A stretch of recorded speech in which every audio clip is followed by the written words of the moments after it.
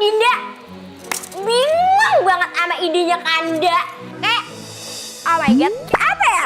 Kayak nyuruh cowok-cowok nanam biji-bijian di saat musim hujan kayak begini. Itu tuh cepet numbuhnya. Kalau banyak cowok-cowok yang bisa bagaimana? Siapa yang mau dipilih?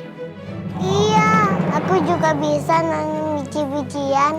Tuh kan denger, dari TK aja udah diajarin nanam biji-bijian. Jangankan nanam di tanah, di rambut aja berbunga. Ada tabib mukanya baik, ngakunya mau nyembuhin anakku. Totonya ingin mengambil segalanya dariku dan ingin aku celaka di hutan.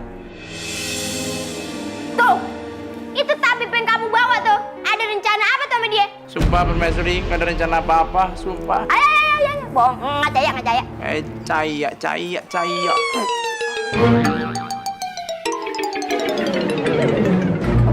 Aku sudah menyiapkan surprise.